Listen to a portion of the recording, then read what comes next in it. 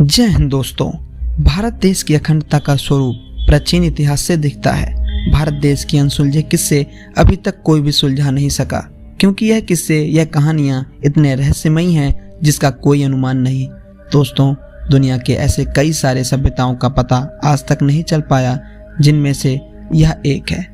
हड़प्पा सभ्यता के पास वैसे तो बहुत कम साक्ष्य हैं, परंतु जितने भी साक्ष्य उपलब्ध हैं वह सब आश्चर्यजनक तरीके से पाए गए हैं। यह सभी साक्ष्य बहुत ज़्यादा विचारात्मक हैं। दोस्तों, हड़प्पा सभ्यता का कोई उचित काल निर्धारण नहीं है, लेकिन कुछ शोधकर्ताओं के द्वारा इसका काल 2600 ईसा पूर्व से लेकर 1900 ईसा पूर्व तक बताया गया है।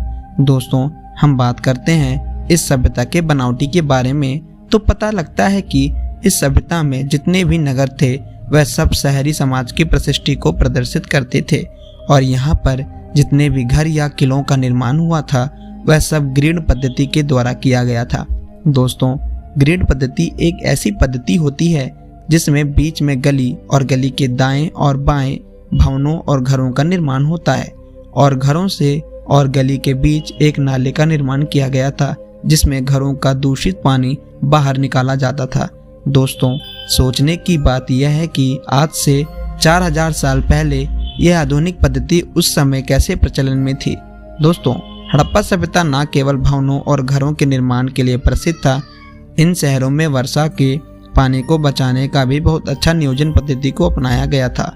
यह सभ्यता एक विकसित समाज को परिभाषित करता है। दोस्तों, माना जाता है कि इस सभ्यता में कोई शासक का कार्य नहीं करता था और ना ही कोई शासक था, लेकिन धौलावीरा और मोहनजोदड़ो से कुछ साक्ष्य प्राप्त होते हैं जिनसे यह पता लगता है कि वहां पर शासक तो नहीं थे, लेकिन शासन करने के लिए कोई एक व्यक्ति को सर्वमान्य माना गया था, जिसे प्रधान कहा जाता था। दोस्तों, व्यापार के लिए हड़प्पा सभ्यता का सीधा संबंध मेसोपोटामिया की सभ्यता से था, क्योंकि हड़प्पा सभ्यता के कुछ साक्ष्य और मुहरे और मन के मेसोपोटामिया की सभ्यता में भी पाए गए हैं। दोस्तों, रोचक की बात यह है कि आखिर कैसे इतने विकसित और विशाल सभ्यता रहस्यमय तरीके से गायब हो गई। तो चलिए जानते हैं दोस्तों इसके पीछे का राज। दोस्तों, कुछ शोधकर्ताओं का मानना है कि हड़प्पा सभ्यता के लोग अपने अंतिम समय पर विकास की पद्धति को अपनाते अपनाते पर्यावरणीय दृष्टि से खिलवाड़ करने लगे। वह लोग बड़े बड़े डैमों का निर्माण करने लगे, नदियों के पानी को जमा करके खेती के प्रयोग में लाने लगे, और सिंधु नदी के ऊपर एक विशालकाय डैम का निर्माण कर दिया, जिस कारण सिंधु नदी का पानी बढ़ता गया और डैम टूट गया, और फिर मोहनजोदड़ो सहित उत्तर भारत के कई हड़प्पा स्थल नदी के रूप में बदल गए। तो दोस्तों, कुछ दूसरे शोधकर्ताओं का मानना है कि हड़प्पा सभ्यता का विनाश भयंकर महामारी के कारण हुआ था।